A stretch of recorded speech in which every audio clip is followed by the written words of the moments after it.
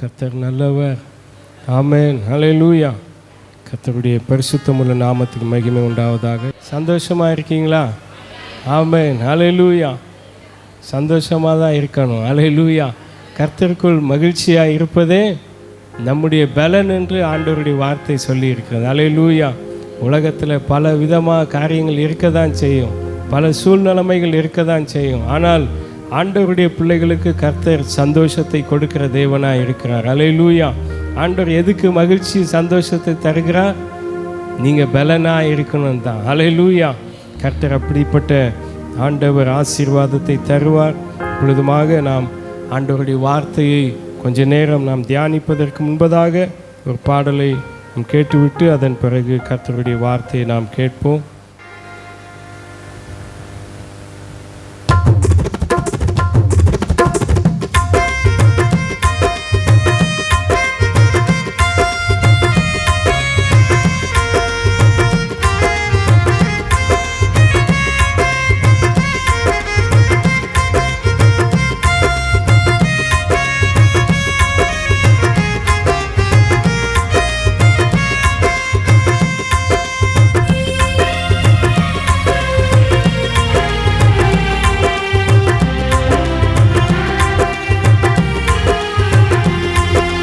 நீரின்றி வாழ்வேது இறைவா, உன் நினைவின்றி மகிழ்வேது தேவா.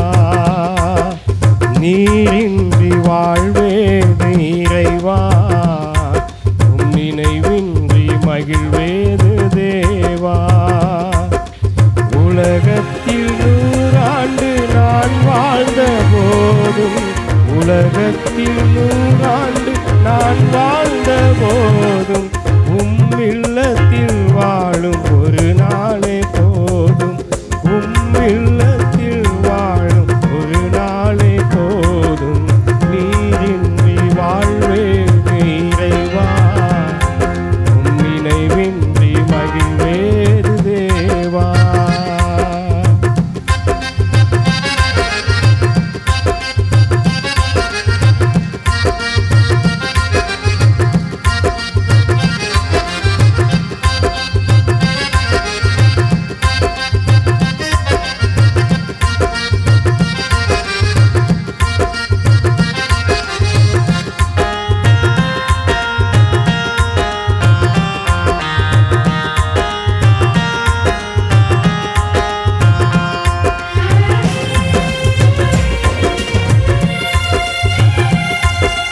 பல கோடி வார்த்தைகள் நான் கேட்ட போதும், இயேசுவே நீர் பேசும் ஒரு வார்த்தை போதும்.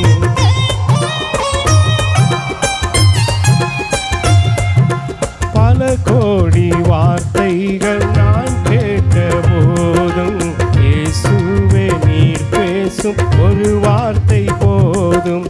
1000 ஜீவன் உயிர் வாழுமே, 1000 ஜீவன் உயிர் வாழுமே, உம் வார்த்தையில் உண்டு அற்புதமே, உம் வார்த்தையில் உண்டு அற்புதமே. நீரின்றி வாழ்வேது இறைவா, உன் நினைவின்றி மகிழ்வேது தேவா. நீரின்றி வாழ்வேது இறைவா, உன் நினைவின்றி மகிழ்வேது தேவா.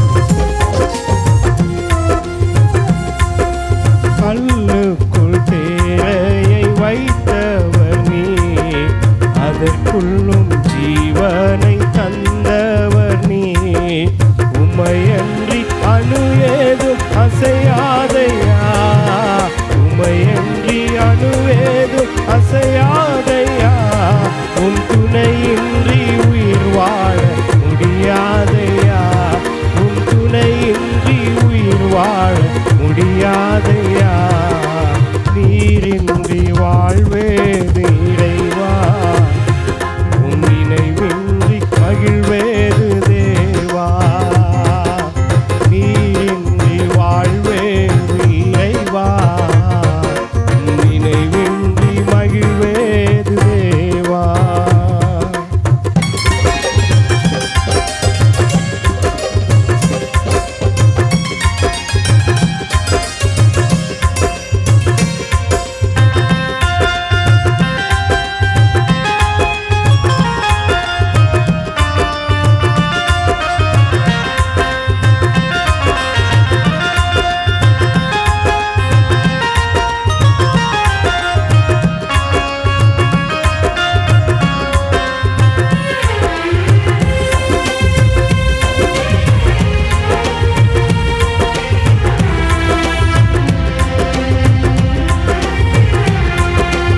எத்தனை நன்மைகள் செய்தீரையா, அதில் எதற்கென்று நன்றி சொல்லி துதிப்பேனையா.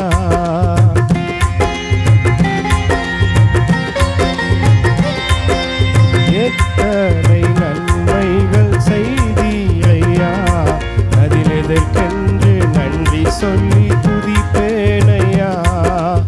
அத்தனையும் சொல்ல வேண்டும் என்றார், அத்தனையும் சொல்ல வேண்டும் என்றார், ஆயிரம் ஆண்டுகள் போதாதையா, ஆயிரம் நாவுகள் போதாதையா, நீரின்றி வாழ்வேது இறைவா, உன் நினைவின்றி மகிழ்வேது தேவா, நீரின்றி வாழ்வேது இறைவா, உன் நினைவின்றி மகிழ்வேது தேவா.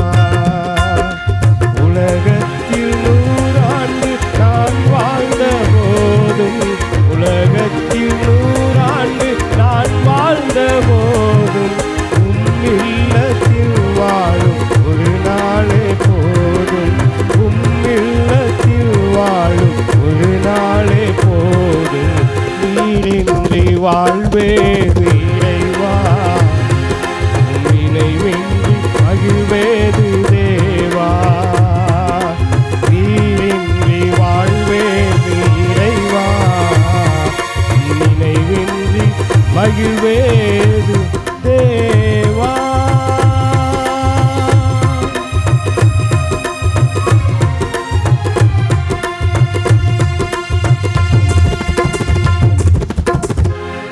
ஆமென், ஹல்லேலூயா. ஆண்டவர் இல்லாமல் நம்முடைய வாழ்க்கை இல்லை. ஹல்லேலூயா. வசனம் அப்படிதான் சொல்லுகிறது. கிறிஸ்துவை உடையவன் ஜீவனை உடையவனாய் இருக்கிறான். ஹல்லேலூயா. இயேசு நமக்காக ஜீவனை தந்தவர். அவருடைய ஜீவனாலே நாம் பிழைத்து இருக்கிறோம். ஹல்லேலூயா. ஸ்தோத்திரம். கர்த்தர் நம்மை தொடர்ந்து நடத்துவாராக. இப்பொழுதும் நம் வாசிக்க கேட்ட வசனத்திலிருந்து ஒரு வசனத்தை நாம் ஆசீர்வாதத்துக்காக தியானிப்போமாக. 1 பேதுரு 5ஆம் அதிகாரம் அதில் 6ஆம் வசனத்தை வாசிங்க. ஆகையால் ஏற்ற காலத்திலே தேவன் உங்களை உயர்த்தும்படிக்கு அவருடைய பலத்த கைக்குள் அடங்கியிருங்கள் என்று கர்த்தருடைய வார்த்தை சொல்லுகிறது. ஆமென், ஹல்லேலூயா. ஏற்ற காலத்தில் உங்களை உயர்த்தும்படிக்கு அவருடைய பலத்த கைக்குள் அடங்கியிருங்கள். ஆண்டவருடைய கரம் எப்படிப்பட்டதாக இருக்கிறது என்பதை குறித்து இந்த நாளிலே நாம் தியானிக்க போகிறோம். ஹல்லேலூயா. ஆண்டவருடைய கரத்தின் மேன்மை குறித்து நாம் பார்க்கிறோம். இந்த வசனத்தில் ஏற்ற காலத்தில் உங்களை நாம் உயர்த்தப்பட வேண்டும் என்று தேவன் விரும்புகிறார். ஹல்லேலூயா. நம்முடைய வாழ்க்கையில் கூட நாம் செய்கிற வேலையிலே நாம் உயர்த்தப்பட வேண்டும் என்று நாம் விரும்புகிறோம். ஆமென், ஹல்லேலூயா. அது மாத்திரமல்ல, நம்முடைய எந்த வேலையாக இருந்தாலும் சரி, ஒருவேளை நாம் செய்கிற தொழில் வியாபாரங்கள் எல்லாவற்றிலும் ஒரு செழிப்பு இருக்கணும், ஒரு உயர்ந்த ஸ்தானத்தில் இருக்க வேண்டும் என்ற ஒரு விருப்பம் எல்லா தேவப்புடைய வாழ்க்கையில் இருக்கத்தான் செய்யுது. அது மாத்திரமல்ல, குடும்பத்தில் பிள்ளைகள் நன்றாக படித்து அவர்கள் உயர்ந்த ஸ்தானத்தில் இருக்கணும், நல்ல படிப்பில் உயர்வில் இருக்கணும், அவர்கள் உயர்ந்திருக்க வேண்டும் என்ற ஒரு விருப்பம் பெற்றோர்கள் குடும்பத்தில் இருக்கிறது. அல்லேலூயா. ஆண்டவர் அதை தான் சொல்லுகிறார். தேவன் விரும்புகிறதும் அதை தான். நான் உங்களை ஏற்ற காலத்தில் நான் உயர்த்தும்படிக்கு நீங்கள் என் பலத்த கரத்துக்குள்ளே அடங்கியிருங்கள். அல்லேலூயா. 1 சாமுவேல் 2ஆம் அதிகாரம் 8ஆம் வசனம் சொல்லுகிறது, அவர் சிறியவனை புழுதியிலிருந்து எடுத்து எளியவனை குப்பையிலிருந்து உயர்த்துகிற தேவனாய் இருக்கிறார். அல்லேலூயா. ஆண்டவர் சிறியவனை உயர்த்துகிறார். சிறியவனை கர்த்தர் பெரியவனாக மாற்றுகிற கர்த்தராய் இருக்கிறார். அல்லேலூயா. நம்முடைய ஆண்டவர் எவரையும் மேன்மைப்படுத்தவும் பலப்படுத்தவும் அவருடைய கரத்தினால் ஆகும் என்று கர்த்தருடைய வார்த்தை சொல்லுகிறது. அல்லேலூயா. அப்படி என்றால் நம்முடைய தேவன் அவர் உயர்த்துகிற தேவனாய் இருக்கிறார். ஆண்டவருடைய வார்த்தை சொல்லுகிறது, ஏற்ற காலத்தில் நான் உங்களை உயர்த்தும்படிக்கு அவருடைய பலத்த கரத்துக்குள்ள அடங்கியிருங்கள். அப்போஸ்தலனாகிய பேதுரு அப்படியாய் சொல்லுகிறார். அவருடைய கரத்துக்குள்ளாக நாம் அடங்கி இருக்கும்போது கர்த்தர் நம்மை ஆசீர்வதித்து உயர்த்துகிற தேவனாய் இருக்கிறார். அல்லேலூயா. ஆண்டவர் அப்படிதான் ஆசீர்வதிக்கிற தேவன். வேதத்தில் நாம் வாசிக்கும்போது பாருங்கள், அந்த ஆகாருடைய வாழ்க்கையிலே ஆண்டவர் சொல்லுகிறார். அதாவது ஆண்டவர் ஆதியாகமம் 16ஆம் அதிகாரத்தில் 9ஆம் வசனத்தில் சொல்லி இருக்கிறது பாருங்கள். ஆதியாகம் கர்த்தருடைய தூதனானவர், நீ உன் நாச்சியார் அண்டைக்கு திரும்பி போய் அவள் கையின் கீழ் அடங்கிரு என்றார். பாருங்க, இந்த ஆகார் அடிமை, அதாவது ஆபிரகாமின் வீட்டில் அடிமை பெண்ணாக இருந்த இந்த ஸ்திரீயானவள் திடீரென்று பாருங்க, அந்த சாராளுக்கும் ஆகாருக்கும் சில வாக்குவாதங்கள். அந்த சாராள் இந்த ஆகாரை கடினமாக நடத்தினதுனால, அப்படி அவளை துன்பப்படுத்தினதுனால இந்த ஆகார் அவள் ஓடி போகிறாள், வெளியே வீட்டை விட்டு வெளியே போகிறாள். எங்கே போவதுன்னு தெரியல. அப்பொழுது கர்த்தருடைய தூதனானவர் ஆகாரோடு பேசுகிறார். ஆகாரே, நீ எங்கே போகிறாய், எங்கே இருந்து வருகிறாய் என்று கேட்டவுடனே அந்த ஆகார் அவள் சொல்லுகிறாள், ஆண்டவரே, இப்படி என்னுடைய நாச்சியார் என்னை துன்பப்படுத்துகிறாள் என்று சொன்னபோது கர்த்தருடைய தூதனானவர் சொல்லுகிறார், நீ போய் உன் நாச்சியார் அண்டையில் அடங்கியிரு, நீ அடங்கியிரு, அவருடைய கரத்துக்குள்ளாக அடங்கியிரு என்று சொன்ன உடனே பாருங்கள், அந்த வார்த்தைக்கு அந்த ஆகார் கீழ்ப்படிந்து போனதுனால ஆண்டவர் சொல்லுகிறார், கர்த்தர் உன்னை ஆசீர்வதித்து நான் உன் சந்ததியை நான் பெருக பண்ணுவேன் என்று அந்த இடத்துல சொல்லுகிறார். அல்லேலூயா. ஆண்டவருடைய வார்த்தைக்கு கீழ்ப்படிவது தான் அவருடைய பலத்த கைக்குள்ளாக அடங்கி இருப்பது. அதாவது பேதுரு சொல்லுகிறார், அவருடைய, அதாவது ஏற்ற காலத்தில் நீங்கள் உயர்த்தப்படுவதற்கு அவருடைய பலத்த கரத்துக்குள்ள அடங்கியிருங்கள். அடங்கியிருங்கள் என்றால் ஆண்டவருடைய வார்த்தைக்கு கீழ்ப்படுகிறவர்களாக இருக்கணும், அவருடைய சத்தத்துக்கு செவி கொடுத்து நடக்கிறவர்களாக, அவருடைய வசனத்துக்கு நாம் முற்றிலும் ஒப்பு கொடுத்து நடக்கிறவர்களாக இருக்கும்போது ஆண்டவர் நம்மை ஏற்ற காலத்தில் உயர்த்துகிறவராக இருக்கிறார். அல்லேலூயா. உபாகமம் 28ஆம் அதிகாரம் 1ஆம் வசனத்திலும் சொல்லப்பட்டிருக்கிறது, அவருடைய சத்தத்துக்கு நாம் செவி கொடுத்து நடக்கும்போது நம்மை பூமியிலே எல்லா ஜனங்கள் மத்தியிலே தேவன் நம்மை மேன்மையாக வைப்பார். அல்லேலூயா. எடுத்துட்டிங்களா? வாசிங்க. உனக்கு விதிக்கிற உன் தேவனாகிய கர்த்தருடைய கட்டளைகளின்படியெல்லாம் செய்ய நீ கவனமாய் இருக்கும்படிக்கு அவர் சத்தத்துக்கு உண்மையாய் செவி கொடுப்பாயானால் உன் தேவனாகிய கர்த்தர் பூமியில் உள்ள சகல ஜாதிகளிலும் உன்னை மேன்மையாக வைப்பார். அல்லேலூயா. அவருடைய சத்தத்துக்கு உண்மையாய் செவி கொடுப்பாயானால் எல்லா ஜனங்கள் மத்தியில், சமுதாயத்தின் மத்தியில், சொந்த பந்தங்கள் மத்தியில் கர்த்தர் உங்களை உயர்த்தி வாழ வைக்கிறவர். அல்லேலூயா. ஆண்டவர் நிச்சயமாக அவர் அப்படியே செய்கிறவராக இருக்கிறார். அவருடைய கரத்தில் நாம் இருக்கும்போது அவர் உயர்த்துகிற தேவனாக இருக்கிறார். அல்லேலூயா. அவருடைய கரம் நம்மை உயர்த்துகிறதாக இருக்கிறது. அதைத்தான் நாம் ஒரு சில வசனம் தியானிக்க போகிறோம். எரேமியா 18ஆம் அதிகாரம் 6ஆம் வசனம் வாசிங்க.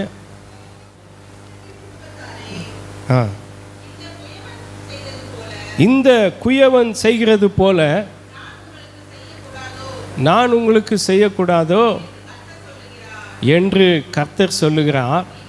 இதோ இஸ்ரவேல் வீட்டாரே, களிமண் குயவன் கையில் இருக்கிறது போல நீங்கள் என் கையில் இருக்கிறீர்கள். அல்லேலூயா. தேவனாகிய கர்த்தர் சொல்லுகிறார் பாருங்க, இஸ்ரவேல் ஜனங்களுக்கு, களிமண் குயவன் கையில் இருக்கிறது போல நீங்கள் என் கரத்தில் இருக்கிறீர்கள். அல்லேலூயா. பாருங்க, இந்த எரேமியா தீர்க்கதரிசி கிட்ட ஆண்டவர் சொல்றார். அதாவது ஆண்டவர் எரேமியா தீர்க்கதரிசி கிட்ட, நீ குயவன் வீட்டுக்கு போ, அங்கே நான் உனக்கு ஒரு வார்த்தை சொல்லுவேன் என்று சொன்னபோது, அங்கே எரேமியா தீர்க்கதரிசி குயவன் வீட்டுக்கு போகிறார்.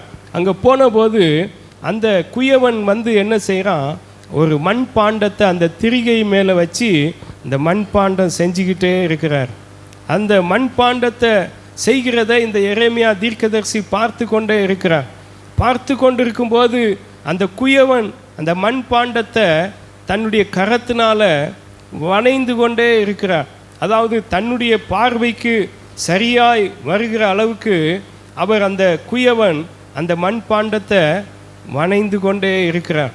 அது வணைந்து கொண்டே இருக்கும்போது திடீரென்னு அது கெட்டு போயிட்டு, ஒருவேளை அது உடைந்து போயிருக்கலாம். அது அந்த பானை வந்து உடைந்து கெட்டு போயிருக்கலாம். ஆனாலும் அந்த பானையை, அந்த மண்பாண்டத்தை அந்த குயவன் தூக்கி எறிந்து விடாதபடி திரும்ப அதை திருத்தமாய் வணைந்தார் என்று வசனம் சொல்லுகிறது. அல்லேலூயா. அப்படி அந்த பாத்திரத்தை அவர் தன்னுடைய பார்வைக்கு ஏற்ற விதமாக வணைந்து அது தன்னுடைய பார்வைக்கு ஏற்ற போல அந்த பானை வந்தபோது அது மிகவும் விலையேறப்பட்ட பாத்திரமாய் காணப்பட்டது. அல்லேலூயா. அது உபயோகமுள்ள பாத்திரமாய் காணப்பட்டது. அதுபோல் பாருங்க, அந்த பானை குயவன் வணையும் போது என்ன செய்வாங்க, இந்த பானை வந்து அந்த தண்ணீரில் பசைஞ்சு அந்த திரிகையில் வச்சு குயவன் பானையை வணையும் போது, அதாவது சில நேரம் ஒரு இடத்துல ஒரு பக்கம் வீங்கின மாதிரி இருக்கும், சில இடத்துல ஒரு பக்கம் அமுங்கி போன மாதிரி இருக்கும். அப்போ என்ன செய்வாங்க, கொஞ்சம் அப்படி தட்டி கொஞ்சம் அந்த ஷேப், அந்த குயவன் என்ன ஷேப்பில், அந்த குயவனுடைய எண்ணத்தில் எந்த உருவத்தில் அந்த பானை வரணுமோ அது வரைக்கும் இந்த பானையை தட்டி அதை சரியான அளவுக்கு, சரியான ஒரு ஷேப்பு வந்த பிறகு அந்த பாத்திரம் அதை பார்க்கும்போது மிகுந்த உபயோகமுள்ளதாக, அது எல்லாருக்கும் பிரயோஜனமுள்ள ஒரு பாத்திரமாக காணப்படும். அல்லேலூயா. அதுபோல் நம்முடைய வாழ்க்கையிலும் ஆண்டவர் சொல்லுகிறார், அந்த குயவன் செய்தது போல நான் உங்களுக்கு செய்யக்கூடாதோ, நீங்கள் என் கரத்தில் இருக்கிறீர்கள். அல்லேலூயா. ஆண்டவருடைய கரத்தில் இருக்கிற நம்மை ஆண்டவர் அப்படி வணைகிறார். ஆண்டவர் வணையும் போது நம்முடைய வாழ்க்கையில் சில துன்பங்கள், உபத்திரவங்கள் பாதையிலே, சில வேதனைகள் பாதையிலே நாம் போகும்போது நாம் என்ன எண்ணிக்கொள்ள வேண்டும் என்றால், நாம் யார் கரத்தில் இருக்கிறோம், கர்த்தருடைய கரத்தில் இருக்கிறோம். அவர் நம்மை வணைந்து கொண்டிருக்கிறார். ஒரு நாள் வரும்போது ஆண்டவர் அவருடைய பார்வைக்கு ஏற்ற ஒரு பாத்திரமாக நம்மை வணையும் போது நாம் அநேகருக்கு பிரயோஜனமுள்ள பாத்திரமாய் காணப்படுவோம். அல்லேலூயா. அநேகருக்கு ஆசீர்வாதமான பாத்திரமாய் காணப்படுவோம். அநேகருக்கு உபயோகமுள்ள பாத்திரமாக தேவன் நம்மை வணைந்து நடத்துகிற கர்த்தராய் இருக்கிறார். அல்லேலூயா. அவர் குயவனாய் இருக்கிறார். பாருங்க, யோசேப்பினுடைய வாழ்க்கையில் கூட அவனுக்கு ஆண்டவர் தன்னுடைய தரிசனத்தை கொடுத்தார். அவருடைய சொப்பனத்தை யோசேப்புக்கு கொடுத்தார். ஆனாலும் அவருடைய வாழ்க்கையில் அந்த சொப்பனத்தை சகோதரர்களுக்கு சொன்னபோது வாழ்க்கையில் பிரச்சனை வந்தது. குழியில் தூக்கி போட்டாங்க. எத்தனை வேதனை இருந்திருக்கும். ஆனாலும் அந்த குழியில் கர்த்தர் யோசேப்போடு கூட இருந்து அவனை பாதுகாத்து பாருங்கள், அந்த இடத்துல இருந்து அந்த பார்வோன் அந்த போத்திபார் வீட்டில் வேலை செய்வதற்கென்று அங்கே போகிறார். சரி, அங்கேயாவது நம்ம எப்படியாவது பிழைத்து கொள்ளலாம்னு சொன்னபோது அங்கேயும் ஒரு பாவ சோதனை வருகிறது. அந்த இடத்துல அவன் உண்மையாய் வேலை செய்கிறான். அந்த வேலை அந்த யோசேப்பின் நிமித்தமாக அந்த போத்திபாரின் வீடு ஆசீர்வதிக்கப்படுகிறது. ஆனாலும் அங்கே அவனுக்கு ஒரு தீமை வருகிறது.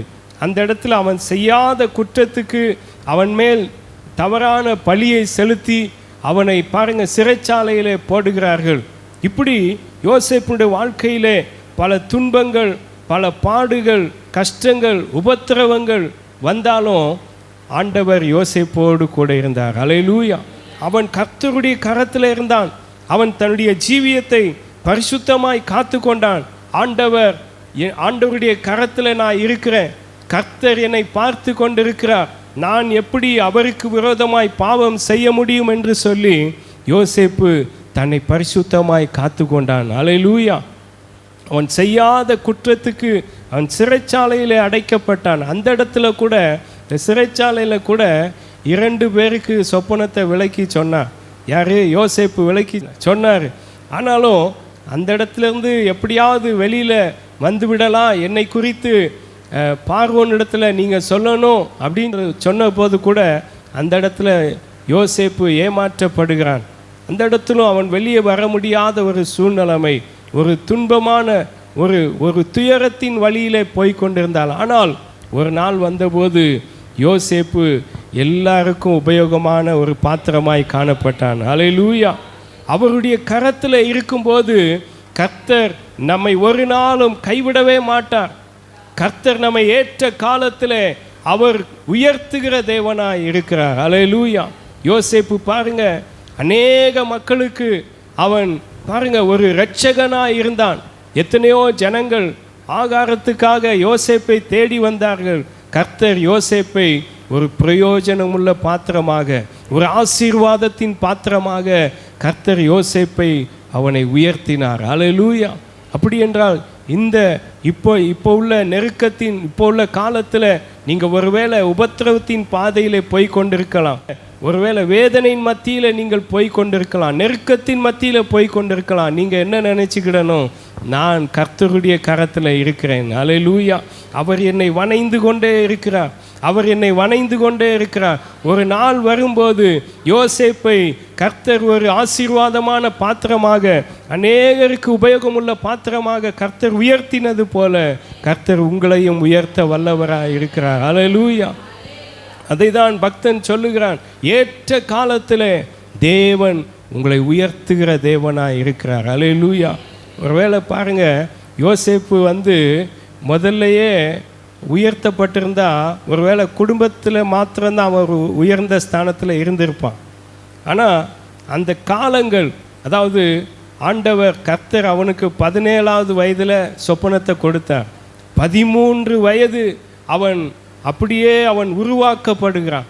அந்த பானை எப்படி குயவன் கையில் உருவாக்கப்படுகிறதோ அதுபோல யோசேப்பு 13 வருடம் உருவாக்கப்பட்டு அதன் பிறகு தேசத்துக்கே அவன் ஆசீர்வாதமான பாத்திரமாய் காணப்படுகிறான். அல்லேலூயா. அப்படிப்பட்ட ஒரு உயர்வை தேவன் கொடுப்பதற்கு தான் சில நேரம் நம்முடைய வாழ்க்கையிலும் சில பாடுகளை அனுமதிக்கிறார், சில துன்பங்களை, கண்ணீரின் பாதைகளை அனுமதித்தாலும் ஆண்டவர் ஒரு ஏற்ற நேரத்தில் ஒரு உயர்ந்த ஸ்தானத்தில் ஆண்டவர் உங்களை உயர்த்த வல்லவராக இருக்கிறார். அல்லேலூயா. நம்முடைய ஆண்டவர் ஏற்ற காலத்தில் அவர் உயர்த்துகிற தேவனாக இருக்கிறார். எப்படி உயர்த்துகிறார்? உங்களை உருவாக்கி உயர்த்துகிற கர்த்தராக இருக்கிறார். அல்லேலூயா. அவருடைய கரம் உங்களை உருவாக்குகிறதாக இருக்கிறது.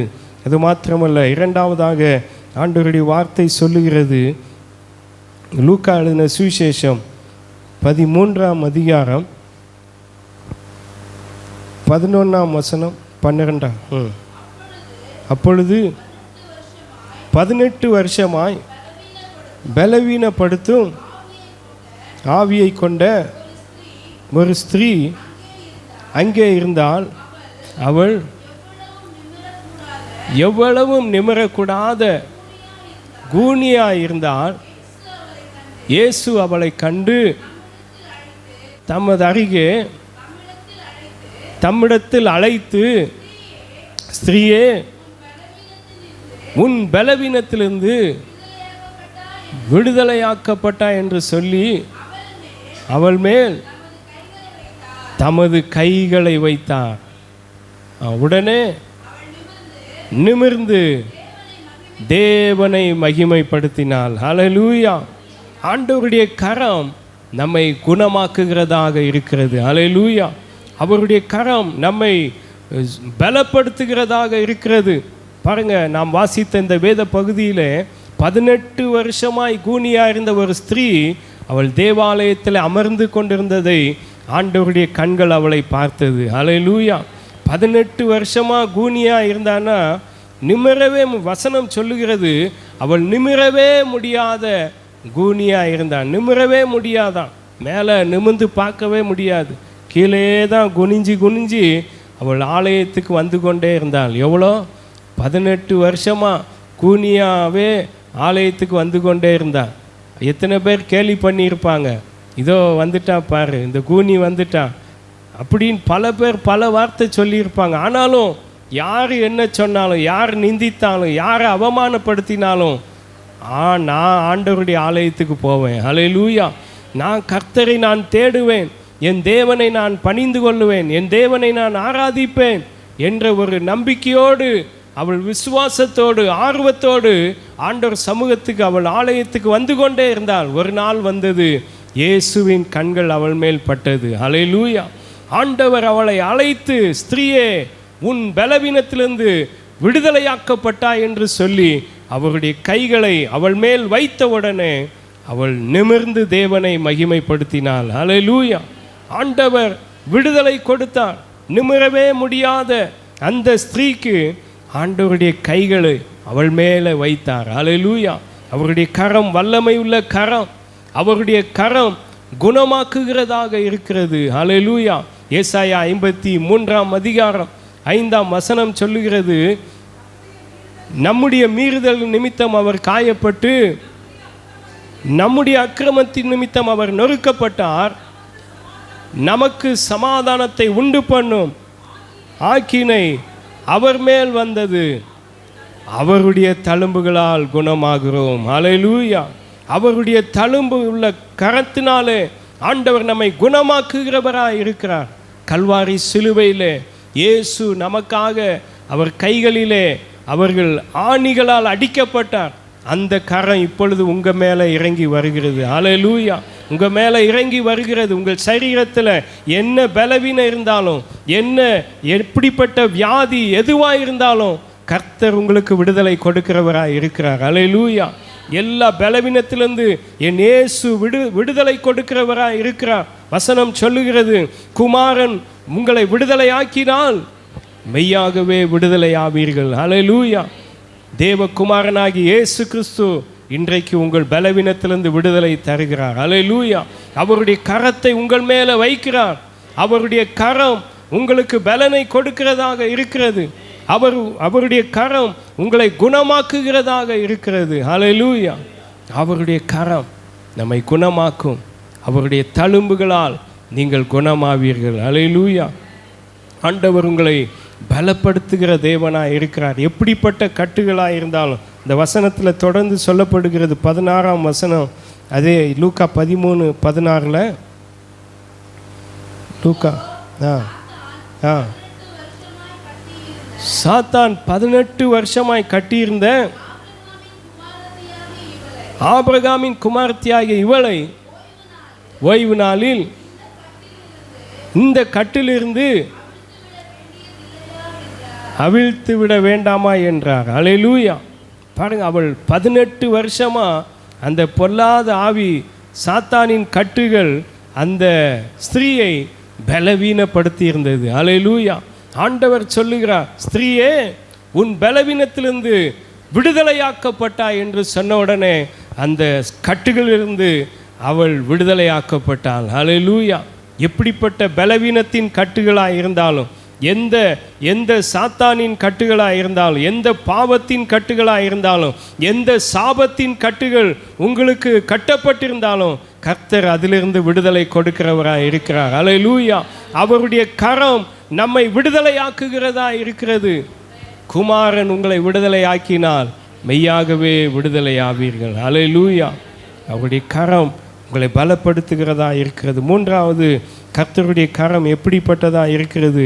நம்மை ஆசீர்வதிக்கிறதாக இருக்கிறது. வாசியுங்கள் லூக்கா 24ஆம் அதிகாரம் 50-51.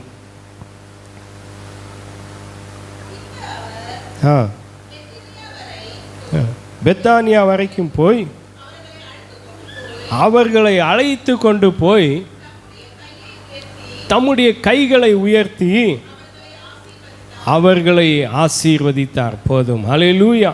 பின்பு அவர் பெத்தானியா வரைக்கும் அவர்களை அழைத்து கொண்டு போய் ஆண்டவர் இயேசு தமது கைகளை உயர்த்தி அவர்களை ஆசீர்வதித்தார். ஹல்லேலூயா. முதலாவது நான் சொன்னேன், ஆண்டவருடைய கரம் எப்படிப்பட்டது? உங்களை உருவாக்கி உங்களை உயர்த்துகிறதாக இருக்கிறது. ஹல்லேலூயா. இரண்டாவது, கர்த்தருடைய கரம் உங்களை பலவீனத்திலிருந்து விடுதலை ஆக்குகிறதாக இருக்கிறது. ஹல்லேலூயா. மூன்றாவதாக, ஆண்டவருடைய கரம் உங்களை அழைத்து அவர் தமது கைகளை உயர்த்தி உங்களை ஆசீர்வதிக்கிற கரமாய் இருக்கிறது. ஹல்லேலூயா. ஆண்டவர் பாருங்க, தம்முடைய சீஷர்களை அவர் அழைத்து கொண்டு போய் கைகளை உயர்த்தி ஆண்டவர் சீஷர்களை ஆசீர்வதித்தார். ஹல்லேலூயா.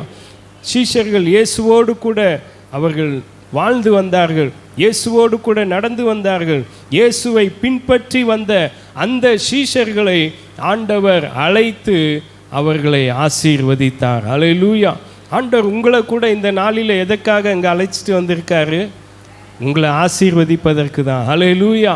இஸ்ரவேலை ஆசீர்வதிப்பதே கர்த்தருக்கு பிரியம். உங்களை ஆசீர்வதிப்பது தான் கர்த்தருக்கு பிரியம். அதற்காக தான் கர்த்தர் அழைத்து வந்திருக்கிறார். ஆபிரகாமை கூட கர்த்தர், அவன் வேத வசனம் சொல்லுகிறது, அவன் ஒருவனாய் இருக்கையில் கர்த்தர் அவனை ஆசீர்வதித்து பெருக பண்ணினார். ஹல்லேலூயா. அவன் ஒருவனாய் இருக்கையில் கர்த்தர் ஆபிரகாமை ஆசீர்வதித்து பெருக பண்ணினார். ஆண்டவர் ஆபிரகாமை அழைத்த போது என்ன சொன்னார்? உன் தேசத்தையும் உன் இனத்தையும் உன் தகப்பன் வீட்டை விட்டு எல்லாவற்றையும் விட்டுவிட்டு நான் உனக்கு காண்பிக்கும் தேசத்துக்கு போ, நான் உன்னை ஆசீர்வதிப்பேன், உன் பேரை பெருமைப்படுத்துவேன், நீ ஆசீர்வாதமாய் இருப்பாய். ஹல்லேலூயா. அப்படி என்றால் பழைய, அதாவது ஆபிரகாமுக்கிட்ட ஆண்டவர் சொல்கிறாரு, நீ பழைய காரியங்களை, நீ செய்து கொண்டிருக்கிற வழிபாடுகளை நீ அதை விட்டு நீ என்னுடைய சத்தத்துக்கு நீ கீழ்ப்படிந்து நான் உனக்கு காண்பிக்கிற இடத்துக்கு போ. ஹல்லேலூயா. அப்படி என்றால் நம்முடைய வாழ்க்கையிலே பழைய காரியங்கள், பல பல உலக பிரகாரமான காரியங்கள் எதுவாக இருந்தாலும் எல்லாவற்றையும் விட்டுவிட்டு, தேவனுக்கு பிரியமில்லாத காரியங்களை விட்டுவிட்டு கர்த்தருடைய சத்தத்துக்கு நாம் கீழ்ப்படிந்து நாம் நடக்கும்போது அவருடைய கரம் நம்மை உயர்த்தி ஆசீர்வதிக்கிறதாக இருக்கிறது. ஹல்லேலூயா. அவருடைய கரம் தான் நம்மை ஆசீர்வதிக்கும். ஆபிரகாமை பாருங்க, ஆண்டவர் மிகுதியாய் ஆசீர்வதித்து வந்தார். அவன் ஆண்டவர் வாக்கு பண்ணின அந்த வார்த்தையின்படியே கர்த்தர் ஆபிரகாமை தேசத்தில் எல்லா காரியங்களிலும் ஆசீர்வதித்து வந்தார். ஹல்லேலூயா. ஆண்டவர் ஆபிரகாமை எப்படி ஆசீர்வதித்தார்? நிச்சயமாகவே உன்னை ஆசீர்வதிக்கவே ஆசீர்வதித்து உன்னை பெருகவே பெருக பண்ணுவேன். ஹல்லேலூயா. எபிரேயர் 6ஆம் அதிகாரம் 11ஆம் வசனத்தில் சொல்லி இருக்கிறது, நிச்சயமாகவே உன்னை ஆசீர்வதிக்கவே ஆசீர்வதித்து உன்னை பெருகவே பெருக பண்ணுவேன். ஹல்லேலூயா. நம்முடைய ஆண்டவருடைய ஆசீர்வாதம் அதுதான். உங்களை வர்த்திக்க பண்ண வேண்டும், உங்களை பெருக பண்ண வேண்டும், நீங்கள் விருத்தி அடைய வேண்டும். ஹல்லேலூயா. எல்லா ஆசீர்வாதத்தில் நீங்கள் பெருகி இருக்க வேண்டும். ஹல்லேலூயா. கர்த்தர் அதற்காக தான் இந்த நாளிலும் அவர் உங்களை அழைத்து அவர் தமது கைகளை உயர்த்தி உங்களை ஆசீர்வதிக்கிறார். ஹல்லேலூயா. எத்தனை பேர் நம்புறீங்க? ஆமென். ஹல்லேலூயா. கர்த்தர் அப்படியே உங்களை ஆசீர்வதிப்பாராக. நம்ம எல்லாரும் அப்படியே கண்களை மூடி ஆண்டவர் சமூகத்தில் கேட்ட வசனத்துக்காக, அவருடைய வார்த்தைக்காக கர்த்தரை நாம் ஸ்தோத்திரம் பண்ணுவோம். ஆண்டவருக்கு நாம் மகிமை செலுத்துவோமாக. ஹல்லேலூயா. ஹல்லேலூயா. வேத வசனத்தில் நாம் வாசித்தபடி கர்த்தருடைய ஸ்தோத்திரம். ஏற்ற காலத்திலே கர்த்தர் உங்களை உயர்த்தும்படிக்கு அவருடைய பலத்த கைக்குள்ளே அடங்கியிருங்கள் என்று சொல்லி இருக்கிறபடி அவருடைய கரத்துக்குள்ளாக நாம் அடங்கியிருக்கும் போது கர்த்தர் உங்களை உருவாக்கி உங்களை உயர்த்துகிற தேவனாய் இருக்கிறார். ஹல்லேலூயா.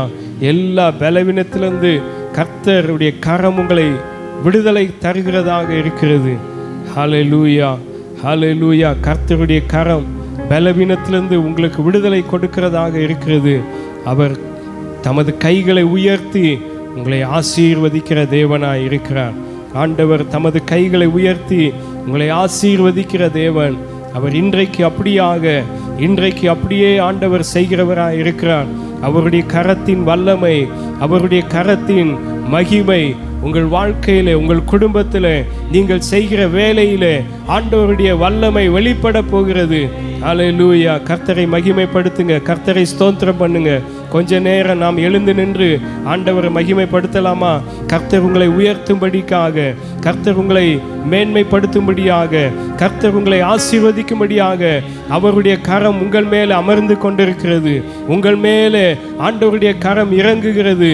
அவருடைய கரம் உயர்த்தி ஆசீர்வதித்த தேவன் இந்த ஆராதனை வேளையிலே தேவ சமூகத்தில் வந்திருக்கிற உங்கள் ஒவ்வொரு பேர் மேலே ஆண்டவருடைய ஆசீர்வதிக்கிற கரம் இறங்கும்படியாக ஆண்டவரை துதியுங்கள். ஹல்லேலூயா, ஹல்லேலூயா. ஸ்தோத்திரம், ஸ்தோத்திரம், ஸ்தோத்திரம். ஆண்டவரே கர்த்தாவே, நீர் ஆசீர்வதிக்கிறவர். இஸ்ரவேலை ஆசீர்வதிப்பதே உமக்கு பிரியம் என்று நாங்கள் வேதத்தில் வாசிக்கிறபடி ஆண்டவரே, இந்த நாளிலும் உம்முடைய கரத்தை உயர்த்தி ஆண்டவரே, நீர் எங்களையும் எங்கள் பிள்ளைகளையும் குடும்பத்தையும் கர்த்தர் நீர் ஆசீர்வதிக்கிறதற்காக ஸ்தோத்திரம் என்று சொல்லுங்க. ஹல்லேலூயா. ஸ்தோத்திரம், ஸ்தோத்திரம், ஸ்தோத்திரம், ஸ்தோத்திரம். ஆண்டவரே, உம்முடைய கரத்தின் வல்லமைக்காக ஸ்தோத்திரம் ஐயா. உம்முடைய கரத்தின் கிருபைகளுக்காக ஸ்தோத்திரம் ஆண்டவரே. உம்முடைய அரவணைக்கிற கரத்துக்காக ஸ்தோத்திரம் ஐயா, ஸ்தோத்திரம். ஹல்லேலூயா. நன்றி அப்பா, நன்றி ஆண்டவரே. ஹல்லேலூயா. ஜெபத்தோடு கூட இருப்போம். ஆசீர்வாதத்துக்காக பாஸ்டர் ஜெபிப்போம். கர்த்தாவே, நன்றியோடு துதிக்கிறேனப்பா. ஆசீர்வதிக்கப்பட்டதான இந்த கர்த்தாவே, உயிர் தெழுந்த நாள் காலை வேளையிலே உடைய பிள்ளைகளாகிய நாங்கள் உடைய சமூகத்திலே கூடி மை துதிக்க, ஸ்தோத்திரிக்க, மை ஆராதிக்க, உடைய வார்த்தை வசனங்களை கேட்க என் தேவன் நீர் எங்களுக்கு பாராட்டின கிருபைகளுக்காக எமக்கு நன்றி செலுத்துகிறேனப்பா. ராஜாவே, நன்றியோடு துதிக்கிறேனப்பா. இம்மட்டுமாய் எங்கள் தேவன் நீர் எங்களை பாதுகாத்து அந்த தயவுக்காய் நன்றியோடு துதிக்கிறேனப்பா. இந்த உஷ்ண நாட்களிலும் கர்த்தாவே, உடைய பிள்ளைகள் ஒவ்வொருவரையும் என் தேவன் நீர் பாதுகாத்து நடத்தும்படியாய் ஜெபிக்கிறேனப்பா. ஸ்தோத்திரம் கர்த்தாவே. ராஜாவே, நன்றியோடு துதிக்கிறேனப்பா. நாங்கள் கேட்ட வசனத்தின்படி கர்த்தாவே, ஏற்ற காலத்திலே எங்களை உயர்த்தும்படிக்கு அப்பா உம்முடைய பலத்த கரத்திற்குள் அடங்கியிருங்கள் என்று சொல்லி இருக்கிறீரப்பா. நாங்கள் உம்முடைய கரத்திற்குள்ளாக அடங்கி இருந்து கர்த்தாவே, உம்மிடத்திலிருந்து வருகிறதான எல்லா விதமான ஆசீர்வாதம், சுகம், பலன் கர்த்தாவே எல்லாவற்றையும் பெற்றுக்கொள்ள கர்த்தர் கிருபை செய்யும்படியாய் ஜெபிக்கிறேன் அப்பா. ராஜாவே, ஸ்தோத்திரம் ஆண்டவரே, ஸ்தோத்திரம் ஆண்டவரே, ஸ்தோத்திரம் அப்பா. உம்முடைய வார்த்தை வசனத்தினாலே எங்கள் ஒவ்வொருவரையும் என் தேவனீர் அப்பா ஸ்தோத்திரம் அப்பா ஆசீர்வதிக்கும்படியாய் ஜெபிக்கிறேன் அப்பா. ஸ்தோத்திரம் ஆண்டவரே, உம்மை நன்றியோடு துதிக்கிறேன் அப்பா. ராஜாவே, ஸ்தோத்திரம் ஆண்டவரே, ஸ்தோத்திரம் அப்பா. இந்த ஆலயத்தை சுற்றி உம்முடைய வார்த்தை வசனங்களை கற்பா கேட்ட ஒவ்வொருடைய உள்ளங்களிலும் என் தேவன் உணர்வை உண்டு பண்ணும்படியாய் ஜெபிக்கிறேன் அப்பா. அவர்கள் கர்த்தாவே ஸ்தோத்திரம் ஆலயத்திற்கு நேராய் கடந்து வர கர்த்தர் கிருபை செய்யும்படியாய் ஜெபிக்கிறேன் அப்பா. ராஜாவுடைய வசனம் கர்த்தாவே போன காரியமாய் வாய்க்கும் என்று நாங்கள் வாசிக்கிறபடி ராஜாவே அப்பா ஸ்தோத்திரம் அப்பா, கேட்கிற உள்ளங்களுக்கு பிரயோஜனம் உண்டாக்குகிற வார்த்தைகளாய் காணப்பட கர்த்தர் கிருபை செய்யும்படியாய் ஜெபிக்கிறேன் அப்பா. ஸ்தோத்திரம். இந்த வேளையிலும் கூட கர்த்தாவே வந்ததான ஒவ்வொருவரையும் என் தேவனீர் ஆசீர்வதிக்கும்படியாய் ஜெபிக்கிறேன் அப்பா. ஒவ்வொருவருக்கும் வேண்டிய நல்ல சுகத்தையும் பலத்தையும் ஆரோக்கியத்தையும் என் தேவனீர் தந்தருளும்படியாய் ஜெபிக்கிறேன் அப்பா. ஒவ்வொருடைய கர்த்தாவே போக்கிலும் வரத்திலும் செட்டையின் மறைவுக்குள்ளாய் மறைத்து கொள்ளுங்க, பாதுகாத்து கொள்ளுங்க ஆண்டவரே. ஸ்தோத்திரம் அப்பா. வாகனங்களிலே போகிறவர்களோடும் கிருபையின் கரம் இருக்கட்டும் அப்பா. முன்னும் பெண்ணும் இடது வலமாயிருந்து பாதுகாப்பீராக ராஜாவே. ஸ்தோத்திரம் கர்த்தாவே. ஆண்டவரே ஸ்தோத்திரம் அப்பா. ஒவ்வொருவரும் நல்ல சுகத்தோடு பலத்தோடு ஆரோக்கியத்தோடு கர்த்தா உற்சாகத்தோடு சந்தோஷத்தோடு சமாதானத்தோடு காணப்பட கர்த்தர் கிருபை செய்யும்படியாய் ஜெபிக்கிறேன் அப்பா. ஸ்தோத்திரம் ஆண்டவரே. ஆண்டவரே ஸ்தோத்திரம். இந்த வாரம் முழுவதும் ஒவ்வொருவரையும் கர்த்தருக்குள்ளாய் மூடி மறைத்து கொள்ளும்படியாய் ஜெபிக்கிறேன் அப்பா. ஸ்தோத்திரம். உடைய ஆசீர்வாதத்தினால் நிரப்புங்க ஆண்டவரே, உடைய சந்தோஷத்தினால் நிரப்புங்க ஆண்டவரே. ஸ்தோத்திரம் அப்பா. ஆண்டவரே, எங்களுடைய சபையின் சிறு பிள்ளைகள் ஒவ்வொருவருக்காய் ஜெபிக்கிறேன் அப்பா. ஒவ்வொருவரையும் பாதுகாத்து கொள்ளுங்க, பலப்படுத்துங்க, ஆசீர்வதிங்க ஆண்டவரே. ஸ்தோத்திரம் கர்த்தாவே, உம்முடைய நாமம் மகிமைப்படட்டும். ஆசீர்வதியும் காத்துக்கொள்ளும். இந்த நாளுக்குரிய ஆசீர்வாதத்தை எங்களுக்கு தாரும் ஆண்டவரே. நாங்கள் ஆசீர்வாதத்தோடு, சந்தோஷத்தோடு, சமாதானத்தோடு இந்த இடத்தை விட்டு கடந்து செல்ல கர்த்தர் கிருபை செய்யும்படியாய் ஜெபிக்கிறேன் அப்பா. உம்முடைய நாமம் மகிமைப்படட்டும். ஆசீர்வதியும் காத்துக்கொள்ளும். எல்லா துதி கன மகிமை உமக்கே செலுத்துகிறேன். மீட்பர் இயேசுவின் மூலம் ஜெபம் கேளும் ஜீவனுள்ள நல்ல பிதாவே, ஆமென். நம்ம எல்லாரும் சேர்ந்து சொல்லுவோம். என் ஆத்துமாவே கர்த்தரை ஸ்தோத்ரி, என் முழுவதுமே அவருடைய பரிசுத்த நாமத்தை ஸ்தோத்ரி. என் ஆத்துமாவே கர்த்தரை ஸ்தோத்ரி, அவர் செய்த சகல உபகாரங்கள் மறவாதே. ஆமென், ஆமென். நம்முடைய கர்த்தராகிய இயேசு கிறிஸ்துவின் கிருபையும் பிதாவுடைய அன்பும் பரிசுத்த ஆவியானவருடைய அந்யோன்ய ஐக்கியமும் சமாதானமும் ஆசீர்வாதமும் இன்றும் என்றும் சதா காலங்களிலும் நம் அனைவரோடு தங்கியிருந்து ஆசீர்வதித்து காப்பாராக. ஆமென், ஆமென். அல்லேலூயா, அல்லேலூயா.